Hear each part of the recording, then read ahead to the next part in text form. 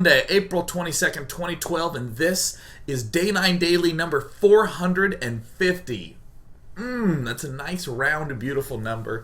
So we'll be casting a not-so-round but everlastingly beautiful man parting and studying his PvT styles today. And it's going to be great. If you've ever been having issues in the PvT matchup, this will...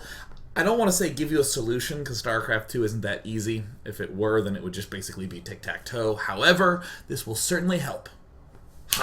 Before we begin the daily, I want to give an extra special shout out to Playhem that is running the World Championship qualifiers for the Battle.net World Championships. I'm delighted to see that they were partnering with Blizzard for that because they run a ton of tournaments and a ton of people are needed for an international event. So rock out. I think that's actually going on right now. So if I'm in commercial break, you can tune in. Or if I'm just being annoying and you're like, God, Day 9, shut up. That's definitely a recommended thing to watch.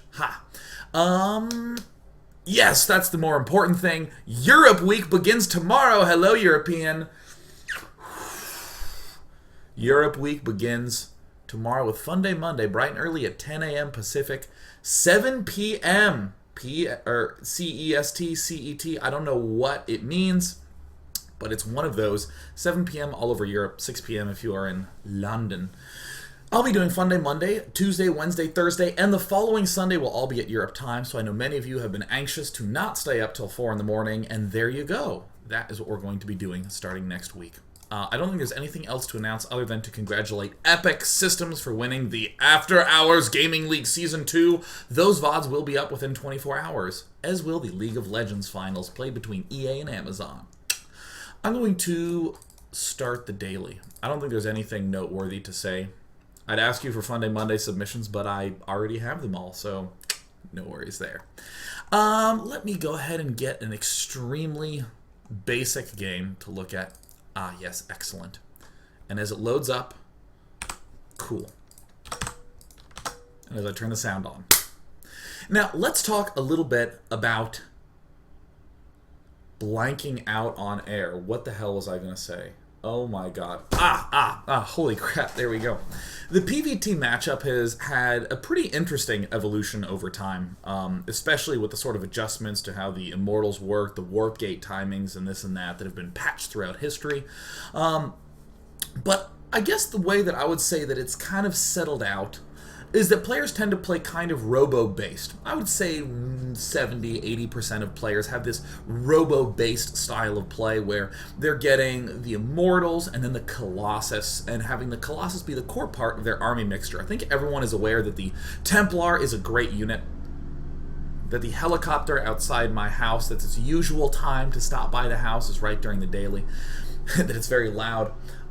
Yeah, the Templar Storm is great, Zealot Archon, a lot of people know are great, but the Colossus kind of seems like this essential easy win button if you get a good amount of them. So, quite naturally, getting that started early is what a lot of players tend to do. Also, we see the fairly passive Forge upgrades starting very, very early for most players, so they get 3-3.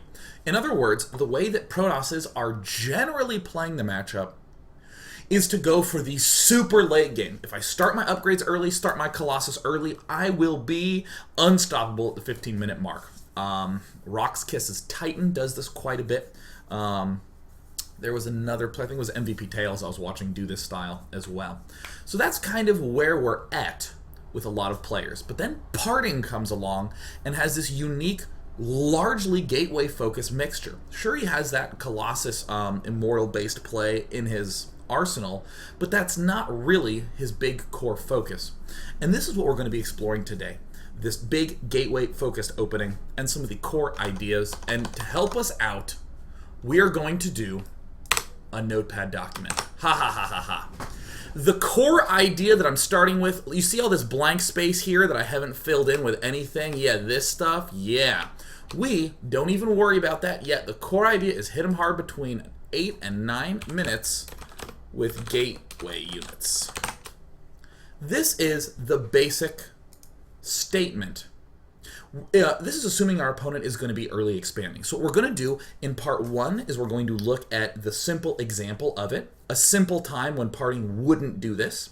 And then in part 2 we'll look at some more in-depth games where some weirder things happen, but parting still has this basic core. Then in part 3, we'll look at a pitfall to avoid as we see parting losing with this style. But let's go ahead and just look at the most basic look of this. And I'm going to slam this down in your face right now. Literally hit him hard between 8 and 9 minutes with gateway units. And here is another idea that I want to throw out there. Haha, the core ideas. For every Stalker Zealot we make early, we get fewer gateways for this number one thing. In other words, if we're spending all our minerals and gas, excuse me, if we're spending a lot of minerals getting Zealots and Stalkers, we don't have those minerals for the gateways. Gonna alt to as much as possible. There we go. Avoid making Stalker Zealot as much as we can. And of course I have to extend it this way so that way it's all justified. Great. These are the core ideas. We're going to be early expanding. We're going to hit him hard with a lot of gateway units. If we make too many defenses early on, we get fewer gateways, and we're going to avoid making as much of those as we can. So what we're going to watch in this first game is we're going to see parting do this very basic opening. And what we want to try to focus on is the fact that he is under a little bit of pressure. There is an idea that I'm going to be stating a lot throughout this daily. I state it quite a good bit throughout the dailies anyways, but it's going to be coming up a lot today. If our opponent attacks us quite a bit, we might have to spend a lot on defense, but every ounce he spent attacking us means that he is less economically focused. I mean, you can quite honestly come to this spending tab, and you can see in terms of army, oh, look at that big bar, or excuse me, alive, we're going to see be doing a lot of army and tech stuff and less economy. It isn't quite as pronounced here in this early part of the game. But if he's attacking us a lot, he doesn't have as good an economy, so for us to have less gates ends up being okay. And if he doesn't really do much early pressure, or that much early attacking, we can easily get away with getting 7, 8 gates. And since he has more economy, he'll have more stuff, but so will we. So we're going to see this balance, where it's less how many gates we have, and more playing around with, how's he doing? So all we've seen thus far is there's been some movement around the middle of the map. Alive went for 3 barracks before Command Center. A pretty aggressive play. Parting is getting his Nexus as quickly as possible, and we're seeing a good amount of Zealots and Stalkers early. More than 2 Zealot/Stalker, I would call a pretty good bit early. And all the rest of the time, we're just going to be building sentries with all the rest of our money. Parting now, getting his expansion up. Has some really nice worker pairing going on there. And traditionally, this is the period in time where players will end up getting a robo, sometimes here, but generally back home in the base, getting ready for this and that. But it's very important that we just note, he saw Marines out in the middle of the map. They did some dancing. He sees that there's this bunker going down. He knows he's not up against a super fast Banshee. Alive, going for some pretty big basic ground army stuff. But instead of going for the traditional robo from parting, we see him just going sentries and gateways. He is going 5. This is the smallest number of gateways we are going to see parting do throughout this daily. But because he was under a lot of aggression at the start, because he, in other words, built a lot of Zealot Stalkers at the start and didn't get to go as hard on the econ, he's just going to build proportionally less gateways. And now he's going to be doing this, hit him hard between 8 and 9 minutes with gateway units that we are seeing right now. And if our opponent ever tries to move out, we have plenty and plenty and plenty of the force fields to be able to clean everything up. And at this very moment, this is the period that I want to pause and note some of why attacking between 8 and 9 minutes is so good. There we go. This is the big one. Hit him hard between 8 and 9. Our opponent went for a pretty reasonable timing with this stim and this combat shield. This will allow Alive to have stim and combat shield done right around the time medevacs are done. However, he is not anywhere close to being ready to to defend this attack. But let me rephrase that. Stim and combat shield will not be done in time for this attack. So Parting can perform this attack and know the only thing his opponent really has is SCVs to repair. No matter how many bunkers he has, he's going to have to use a good amount of SCVs for that repair. So now Parting can pretty comfortably begin pushing. And why do I choose this as the first game? Because my god, I know you love easy wins. And here, a win couldn't be easier. In the midst of this attack, the only sophisticated thing we want to note is that we are not really building any more sentries. We are just going largely stalkers, largely zealots. The only sentries we made were at the start. This is the very simple introduction to this build order. And we see it working quite nicely. Excellent. He's going to continue to crush. I will give you the pleasure of seeing Alive die. Cool. Now, we're not quite done with this one game. As I come back to my awesome notepad, this is what we talked about before the game began. As the game began, we noted that for every Zealot Stalker we make, we get fewer gateways for our hard hit between 8 and 9. And we just basically avoid making Stalker Zealot as much as we can. And this is the important thing to note that is going to change from game to game. Avoid making Stalker Zealot as much as we can. If he's putting pressure on us early, it's okay to build those Zealots and Stalkers. We'll have fewer gates, but he too will have fewer defenses. If he's not attacking us at all, we get more sentries, which means that we'll be even better for this push, but he'll be even more prepared, and that's kind of how it evens out. The other things that I want to note in this game, I'm going to stay back home in the base this entire time. I'm going to go to the Parting camp, which was jerking around. Notice how much Parting is chrono boosting probes. Literally all of his energy is devoted to chrono boosting probes. I have to pass back and forth between these nexuses because there's no way to show it anywhere else. But look at how much he's chrono boosting these probes, non-stop chrono boosting. Chrono boosting, spending all of his chrono on this. I started at the 5-minute marks, there's some of the chrono boost missing. And now he's going to begin this attack and literally look at the production up here and watch when I note the chrono boost on the gateways.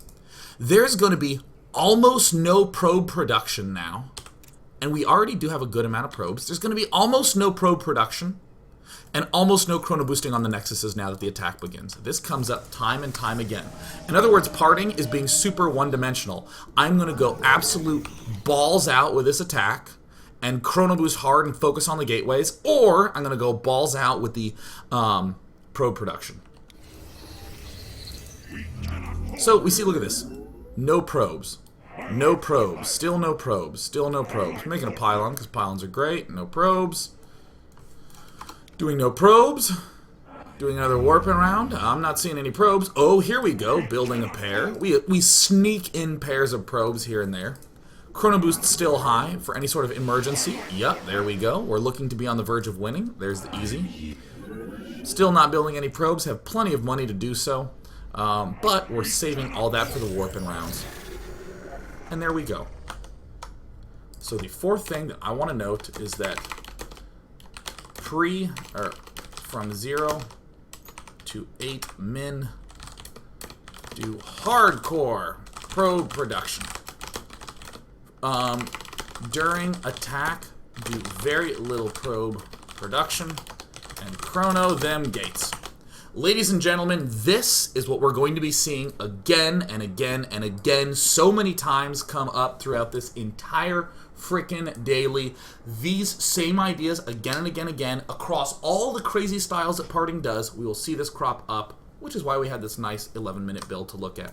Now, ordinarily, I'd want to just end part 1 or maybe put this later, but we have about another 5 minutes, so what I want to do is just show you the simple question that immediately pops up in the mind, which is, what if my opponent, say, isn't early expanding?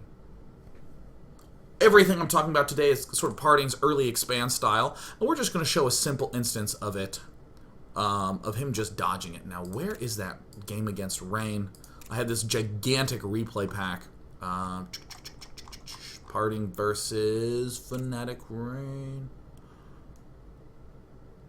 Where the hell is it? Parting versus Fnatic Rain. I know this game exists. Until then, I guess just talk amongst yourselves. Parting versus... Why is it not alphabetical? Parting versus Fnatic Rain. Fantastic. So let's go ahead and hop into this game. And we're only going to briefly glance at the start. And we're going to see these same ideas come up. So once again, to look at our notepad, he wants to do a big gateway hit. He's going to try to not make that many units so we can get a lot of gateways. Before the attack, he's only probing. During that attack, he's only attacking. Bam! Simple, simple, simple. Parting, doing some nice worker pairing once again at the start. Aha! A pylon, an excellent add-on to any core build. Chrono boosting out, many a probe. Getting a gateway. The timing isn't of super essence, 12, 13 gate. Don't over-obsess about this sort of thing. Here is the important aspect to this game. When Parting tries to get up into the main base, and he sees that there's this refinery going down, he is not going to just go straight to the gateway production. And I will tell you this, we don't have time to look at these replays, but if Parting was blocked and didn't get up this ramp, and hasn't really seen a bunker here or any command center here, he's going to do exactly what we're about to show. So in other words, if Parting's up against a fast gasser or Parting doesn't know, he's pretty much going to do this simple, clear build. Alright, we have a Zealot coming out. Here's our Stalker being chrono boosted out as well. Our probes will go past 20. That's kind of a traditional stopping point for this sort of play. And there's the Nexus goes down. And here is where we would start building sentries. This is where we would begin to get a whole lot of money saved up to build those extra gateways. Parting does a little push, sees evidence that there's some sort of fast gas going on. Evidence that there's not an early expand, as seen by this bunker. So cool, he sees that, throws down a robo facility. Boom. Nice and clean and easy, getting a second assimilator. Trying to squeeze out an extra unit here or there. But basically 3-gate robo, so that way he can get a fairly fast observer. This is just such the simple, intuitive thing. In fact, I would bank that pretty much everyone on the ladder opens up something along these lines. 3 gates, a robo, an early expand. So excellent. What we've just done in part number 1 is we've introduced the basic core ideas to Parting's build, and we saw him do a pretty simple execution, where he opened up, was worried that there were some attacks going on, built some Zealots and Stalkers in pretty decent numbers at the start of the game, and then just went 5-gate for the big attack. Cool. In part 2, we're going to go to next, we're going to see Parting, we're going to see Parting up against a player who is not going to be putting him under any pressure early on, and we're going to see how Parting ratchets up that probe production and correspondingly ratchets up the aggression. So cool, we're going to do it now in part 2.